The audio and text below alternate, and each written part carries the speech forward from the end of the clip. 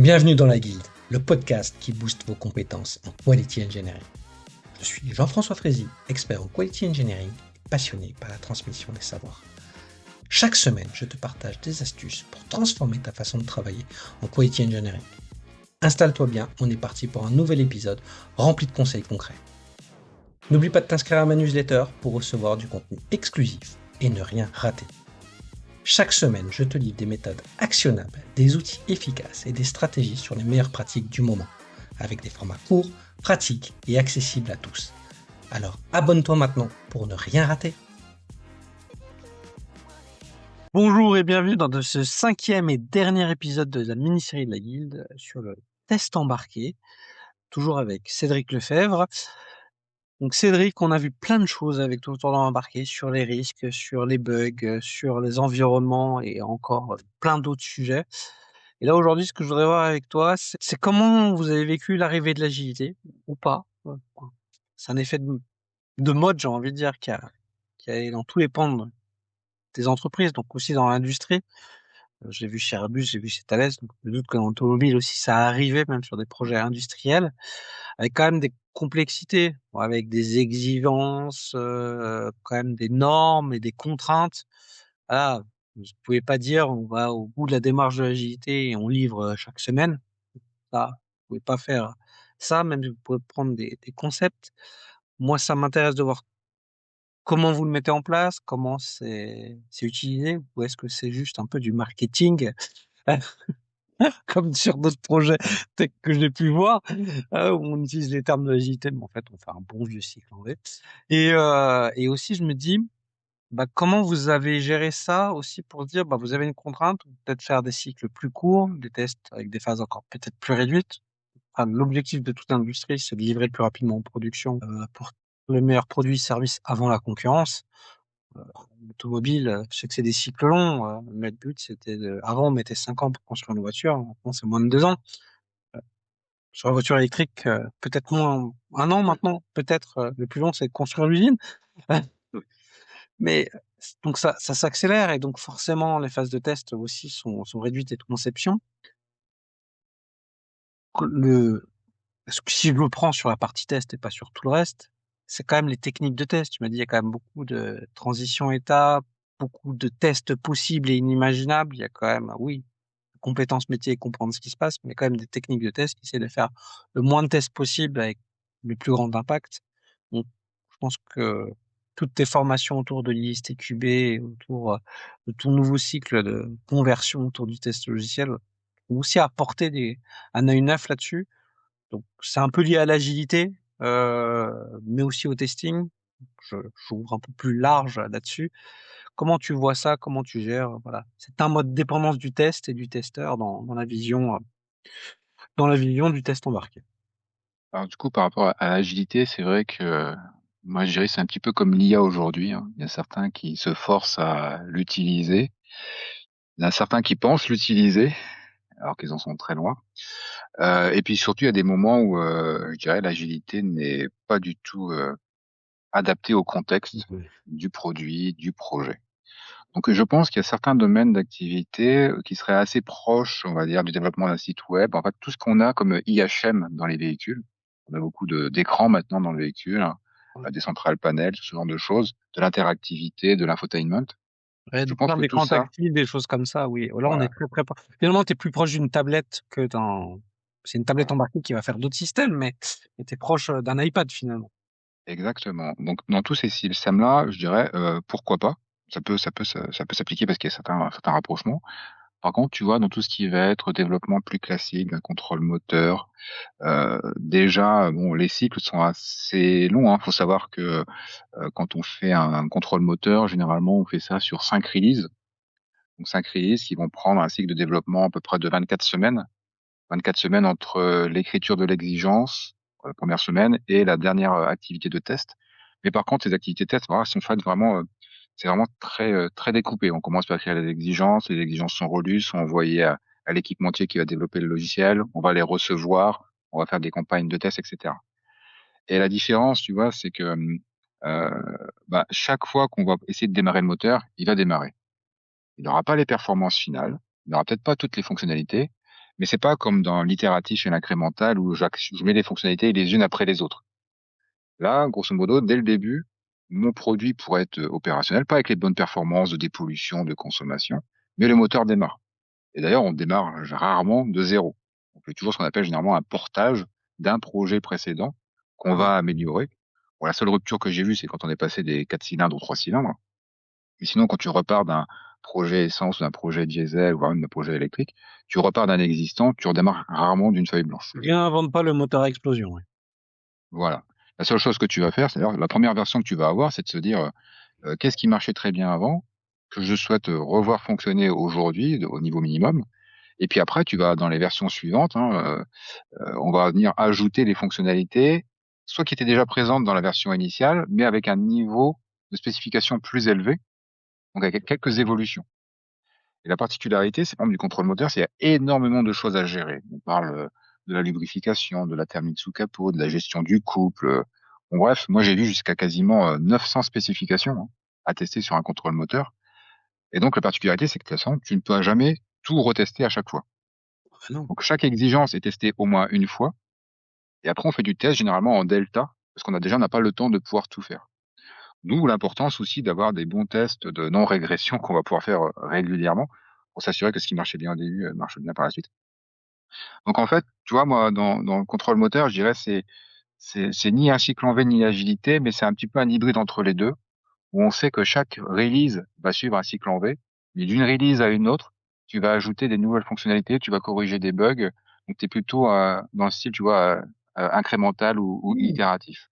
Et t'as de l'automatisation pour te faciliter ces non-régressions ou c'est à la marge parce que c'est très complexe vu vu tout ce qui est Alors autour. oui, il y a certains projets où il y a de l'automatisation.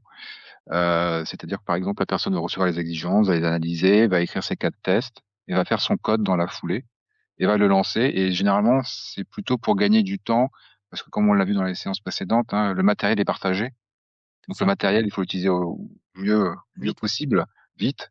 Donc généralement, on essaie de le faire. Par contre, il y a certains tests où, on parlait des IHM, ça reste un peu du manuel. J'ai des collègues dans l'aéronautique, notamment chez Airbus, où eux, effectivement, à base de caméras, arrivent à faire des lectures d'écran, mais ils me disaient que c'est extrêmement sensible. Il suffit que quelqu'un marche sur le plancher du laboratoire et ça fait vibrer la caméra, tu vois plus rien. Il suffit que ce soit pas le noir absolu. Donc, ils ont même des bras robotisés pour actionner les boutons ou les leviers de simulateur de vol. Mais ça reste extrêmement cher et on est obligé de temps en temps de faire des tests en manuel.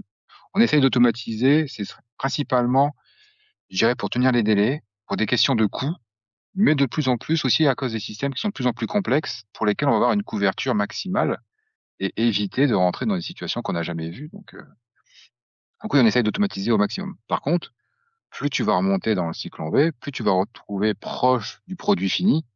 Ben, c'est ce que nous dit les pyramides des tests. Moins on pourra automatiser, plus on se rapproche avec un collaborateur qui va se mettre à la place de l'utilisateur final. Et donc, ces tests-là vont nous coûter plus cher parce que fait par des êtres humains, et puis parce qu'il y a besoin de matériel qui est du matériel représentatif. Oui, c'est pas évident.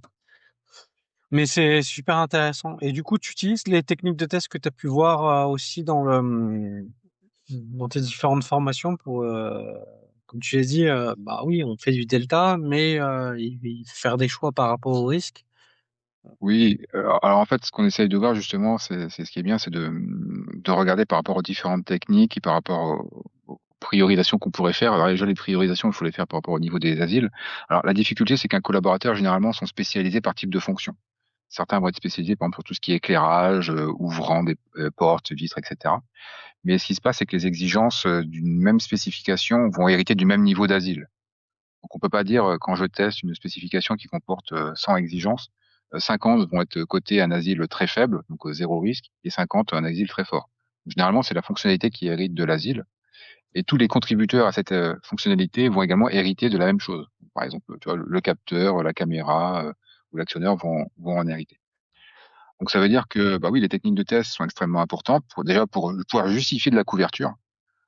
Et d'ailleurs, je sais pas si c'est le même cas côté QA, mais on a beaucoup de difficultés à se mettre d'accord avec nos clients sur qu'est-ce qu'un taux de couverture.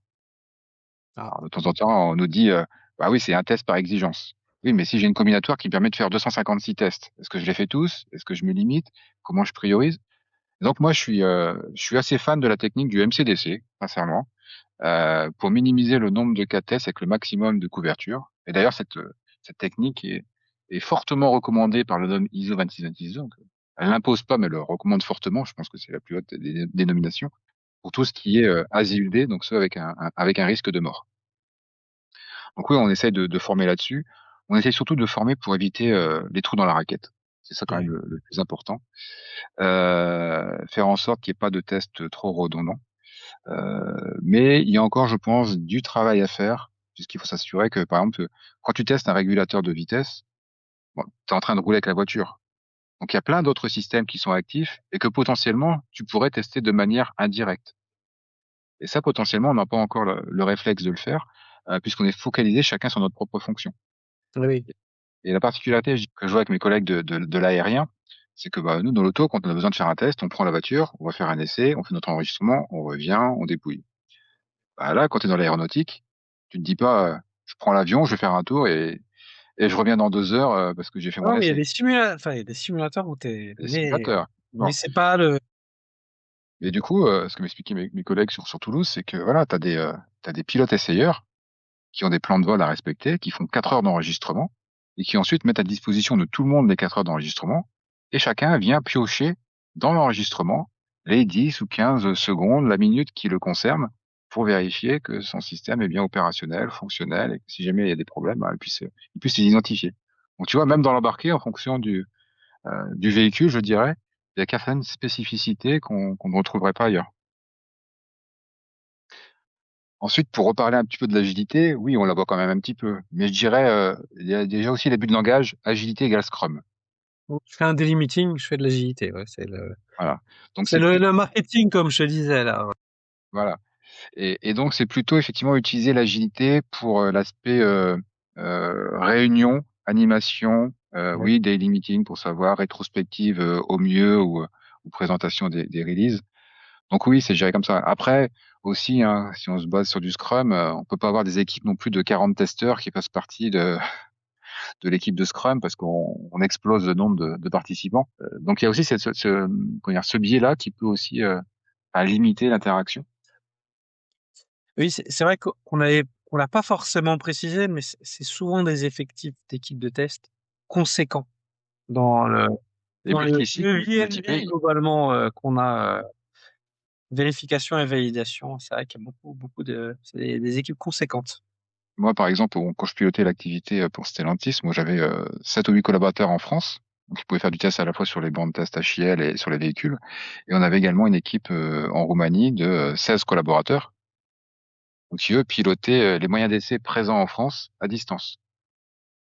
Donc Ah ça, c'est oui. aussi, ouais, donc ça, faut aussi apprendre à gérer. Faut apprendre à gérer le décalage horaire. Donc, on fait aussi ça parce que, voilà, comme on disait, hein, les marges en automobile sont extrêmement faibles. Du coup, On est les obligé de coûts sont tout, hein. extrêmement tirés vers le bas. Donc, on est obligé d'aller chercher quelque part des ingénieurs à proximité, voire après en Inde, aujourd'hui également au Maroc. Mais on a le plus gros projet que j'ai eu de test, je crois, chez XPO, c'est 80 collaborateurs répartis entre la France, la Roumanie, l'Inde et le Maroc. Donc, tout ça pour un seul calculateur, hein, un calculateur habitacle. Bon, Ah bien oui. sûr, il y a plein de versions différentes, il y a plein de releases différentes en fonction du véhicule sur lequel va être monté le calculateur. Puisque la particularité des automobiles, c'est que tu développes un calculateur, mais à l'instant T, tu sais pas dans quel véhicule il va être embarqué. Chacun il va faire son petit marché en disant, bah, la prochaine, je sais pas, la prochaine 308, elle prendra tel calculateur. Mais il peut aussi se retrouver présent sur une 208 ou chez Renault sur une Ou Clio, une même, enfin, Mégane, une Evo. de manière, ouais, mais c'est ça qui est intéressant. Enfin, on ne se rend pas compte. Et moi, je le disais souvent autour de moi, sur des projets embarqués, des fois, les équipes de test sur certains composants et les phases et le coût du test, des fois, coûte plus cher que la phase de développement et de conception. Pourquoi? Parce que il y a plein de cas d'usage possibles et tu peux pas te permettre de ramener après ton matériel, ça va te coûter trop cher. Donc, des fois, ça, d'habitude, on a souvent dit, le coût du test dans la tech, allez, il y a des là-bas qui disent c'est 20% du coût du projet de développement. Des fois, je dirais pas que c'est inversé. On dirait pas jusque là. Mais déjà, des projets aussi équilibrés, on voit régulièrement. Et des fois où c'est 60%, 70% sur le coût du test, ça peut arriver. Là, toi, tu dois le voir dans les projets globaux. Ok, c'est exceptionnel, mais c'est parce que c'est hyper critique et que oui, à redévelopper, ça n'a pas pris énormément de temps, mais la phase de test était significative vu le nombre de portées que ça va avoir sur le marché. En fonction des configurations que tu peux avoir aussi, Oui, hein. Un même calculateur soit embarqué sur un projet essence, diesel, hybride ou électrique, bah, c'est le même test à faire qu'à toi quelque part. c'est vrai. Tu peux pas te dire, ça représente que 5% du marché, j'accepte le risque et c'est mort là. Tu peux pas le permettre.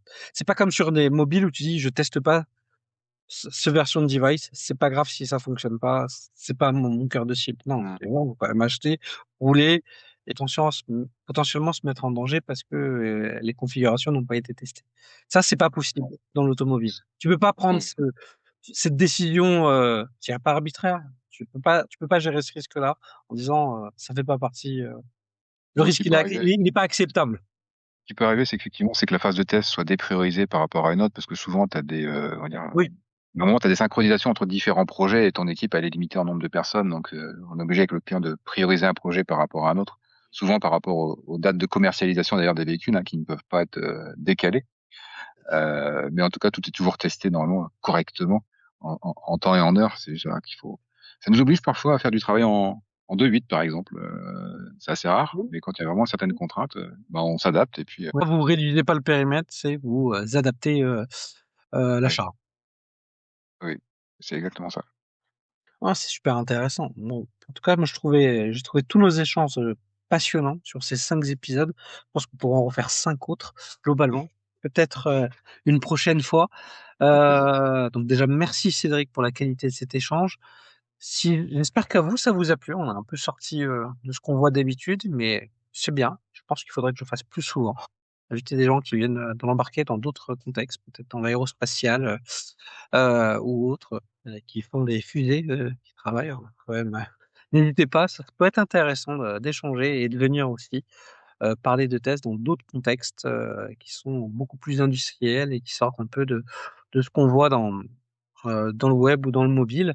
Donc si vous avez des questions, bah, n'hésitez pas à me contacter ou vous pouvez aussi contacter directement Cédric sur LinkedIn si vous avez des questions. Je suis sûr qu'il sera une joie d'y répondre. Peut-être que bah, si vous êtes en début de carrière dans le test, peut-être une vocation qui vous parle. Donc, c'est aussi des choses. On a des belles industries en France qui font du test, que ce soit dans la défense ou l'aérospatiale ou l'aéronautique.